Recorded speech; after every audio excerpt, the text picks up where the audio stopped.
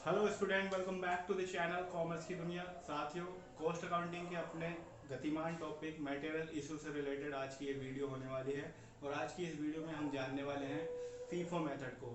FIFO method material issue का बहुत ही अच्छा मेथड है और आज को इसको हम पूरी तरह से कवर अप करेंगे। साथ ही साथ एक एग्जाम्पल के थ्रू समझेंगे कि और जानेंगे कि कैसे मटेरियल इशू की कैलकुलेशन की जाती है। तो चलिए शुरू करते हैं इसकी वीडियो को। तो पहले आपको जानना होगा कि फीफो की फुल फॉर्म होती है first in first out. First in first out का मतलब होता है पहले आना पहले जाना।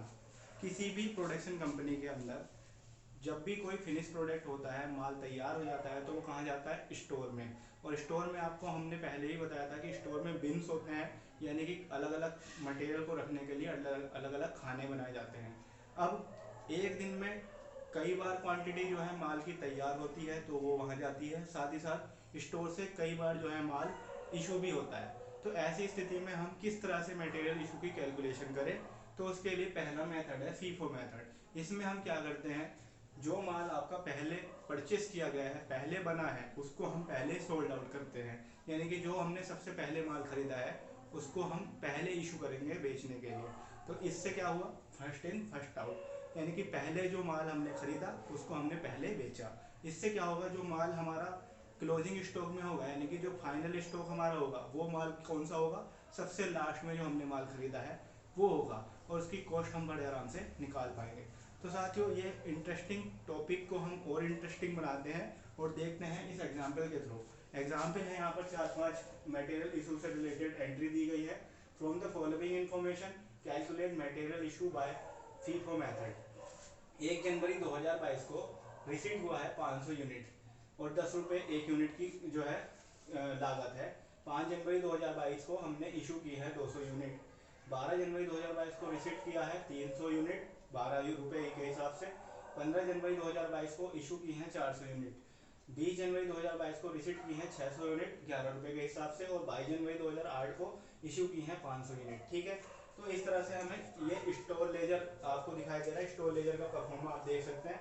यहाँ रिसीट है, यहाँ इशू है और यहाँ बैलेंस है। जो रिसीट वाली जो क्वांटिटी होगी उनको यहाँ लिखना है, इशू वाली क्वांटिटी को यहाँ लिखेंगे और जो बचेंगी उन्हें बैलेंस में लिख देंगे। तो कैसे इशू करते हैं आइए जानते हैं। तो सबसे पहले तो हम रिसीट करते हैं। ये जो 500 यूनिट है, यहाँ पर डेट आपकी दी गई है 1 जनवरी। ठीक, इनवॉइस नंबर यहाँ पर नहीं दिया गया है, क्वांटिटी दी गई है 500 यूनिट। रेट है आपका 12, तो 12 की 500 से मल्टीप्लाई करेंगे आप, 6000 आ गया। 10 रुपये है तो 10 रुपये के हिसाब से आपका 5000 आ गया। ठीक है, यहाँ पर आगे कुछ नहीं होगा क्योंकि बैलेंस में आप लिखेंगे यहाँ कितनी यूनिट? 500 यूनिट और रेट है आपका 10 और अमाउंट में आ जाएगा 5000। इतना आपको समझ में आया। इसके बाद 5 जनवरी को इशू कर रहे हैं हम, 5 जनवरी लिखेंगे और इशू में जाएंगे। वर्क ऑर्डर नंबर नहीं पता है, क्वांटिटी कितने इशू की है आपने? 200 यूनिट इशू कर दी है, तो 200 यूनिट इशू कर दी है तो आपने यहाँ लिखेंगे रेट कितने रुपए के हिसाब से होगा। तो ये बात आपको समझनी है कि 200 यूनिट इन्होंने इशू कर दी है, लेकिन हमें रेट कौन सा वाला लेना है? तो रेट वो वाला लेना है जो अभी हमने माल खरीदा था वही वाला, यानी कि पहले जो माल खरीदा है। तो पहले हमारे पास कौन सा है? 500 यूनिट का। तो 10 रुपए के हिसाब से हम ये माल निकाल देंगे अपना। कितने रुपए आ गए? 2000। अब हमारे पास कितनी क्वांटिटी बचेगी? 500 में से 200 निकल गई, 300 क्वांटिटी बची 10 रुपये के हिसाब से और 3000 रुपये हमारी अमाउंट। ठीक है, इस तरह से हम आगे आएंगे 12 जनवरी को। 12 जनवरी को हमारा माल खरीदा है हमने 300 यूनिट रिसीट। ठीक, 12 रुपये के हिसाब से तो ये कितना हो गया? 3600 रुपीज़। ठीक है, इतनी बात आपको समझ में आई।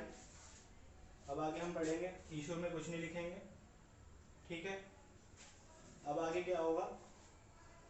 यहाँ पे अमाउंट में यहाँ भी कुछ नहीं लिखा जाएगा। जो बैलेंस होगा, बैलेंस में क्या लिखा जाएगा साथियों? बैलेंस में हम लिखेंगे ये 300 यूनिट है, ये तो 10 रुपये के हिसाब से लिखेंगे हम 3000 रुपये की। साथ ही साथ ये 300 यूनिट है, ये 12 रुपये के हिसाब से है, ये लिखाएंगे 3600 रुपये के हिसाब से। ठीक है, इतनी बात आपको समझ में आई। अब आएंगे हम 15 जनवरी को। 15 जनवरी को आए और यहाँ पे क्या लिखा है? इशू कर रहे हैं हम 400 यूनिट। तो हम क्वांटिटी में जाएंगे इशू की और 400 यूनिट यहाँ लिखेंगे। अब आप कौन सी रेट लिखेंगे ये बात जानने की है। अब आप कौन सी रेट लिखेंगे इशू में? ठीक है, तो ये बात जानने की है। तो तो आपको मैंने बताया ये कौन सा मेथड है, फीफो मेथड। फीफो मेथड में क्या होता है, जो पहले माल खरीदा उसको पहले निकालो। तो पहले कौन सी यूनिट वाला है, 10 रुपये वाला, तो 10 रुपये यूनिट वाला हमने 300 यूनिट तो इसी इसकी निकाल देंगे, ठीक है। तो इसको ऐसे समझिए, 300 यूनिट माल तो 10 रुपये वाले के हिसाब से निकाल दिया हमने, और अभी हमारे पास कितना बचा, 100 यूनिट माल जो है हम 12 रुपये के हिसाब से निकालेंगे, ठीक है। तो अब हमारे पास जो बैलेंस बचेगा वो बचेगा 300 यूनिट में 100 यूनिट गई 200 यूनिट, और 12 रुपये के हिसाब से यहाँ पे क्या बच गया, 2400। आई थिंक आपको अभी समझ में आया होगा, ठीक है। इतना आपको समझ में आया तो बताइए, मैं देखता हूँ बोर्ड पर क्या सब कुछ अच्छे से चल रहा है या नहीं, ठीक है। इतना आपने देख लिया, समझ लिया, उम्मीद करता हूँ आपको समझ में भी आ रहा होगा, ठीक है।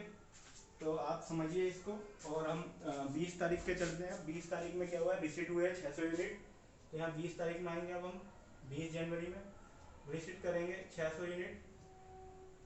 600 यूनिट रिसीट करी, कितने रुपए के हिसाब से, 11 के हिसाब से, ये 6,600 रुपीज़ आ गए। और आपको इशू में कुछ नहीं लिखना है, फिर यहाँ पे 600 यूनिट लिखेंगे 11 के हिसाब से, 6,600 यूनिट ओनली। अब हम 22 तारीख में चलते हैं, यानी कि क्लोजिंग करते हैं लास्ट। कोई फाइनल क्वेश्चन हो रहा है, ये 2022 का ही था, तो इसको कोई दिक्कत नहीं है, कोई भी हो, अभी हमें समझने के लिए क्वेश्चन दिया गया है।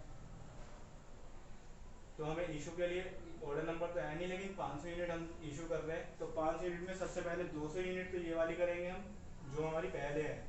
तो 200 यूनिट तो हमारी 12 रुपये के हिसाब से होंगी, यानी कि 2400 तो हमारे रुपये पहले वाले के हिसाब से हो गए, और 300 यूनिट हमारी 11 रुपये वाले के हिसाब से होंगी, ठीक। तो ये 600 में से 300 गए तो बचेंगे 300 यूनिट, और 11 रुपये के हिसाब से 3300 अपना ये आ गया।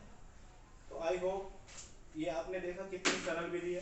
इसके गुण लिख देता हूँ। इसके गुण है, सबसे पहला ये इजी मेथड है। क्वालिटीज में आ गए हम, इजी मेथड है यानी कि सरल मेथड है, ठीक है।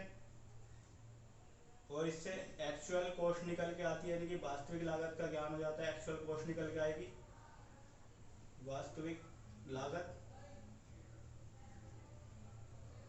और जो क्लोजिंग स्टॉक होता है, क्लोजिंग स्टॉक जो है आपका, उसकी जो वैल्यूएशन होगी वो भी आपकी मार्केट वैल्यू के बराबर होगी, मार्केट प्राइस के इक्वल होगी, ठीक। यानी कि बाजार मूल्य पर मूल्यांकित होगा। ये आज के समय में जो वैल्यू चल रही होगी वही उसकी वैल्यू आएगी, क्योंकि हम तो जो पहले माल आ रहा था हमारे पास हम पहले निकाल रहे थे। और इसकी डिमेरिट्स क्या हैं, डिमेरिट्स हैं इसकी, डिमेरिट्स है इसकी, पहला है बाजार में अगर मूल्य में भारी परिवर्तन हो जाता है तो यह पत्ती उपयुक्त नहीं होती। कैसे मान के चलिए, अगर आपने 100 रुपये का माल खरीदा है और आज इसके रेट 80 हो गए, तो आप 100 रुपये वाला माल नहीं निकाल सकते। अगर आप 100 रुपये वाला माल निकालोगे तो ग्राहक आपसे टूटेंगे और आपकी क्वांटिटी कम जाएगी, ठीक है। तो ये उपयुक्त नहीं है, मतलब अच्छी नहीं है। In case of price changes, price fluctuation, this method is not good, यानी कि मूल्य में उतार चढ़ाव होने पर यह मेथड अच्छा नहीं होगा, एप्रोप्राइट नहीं होगा, ठीक है।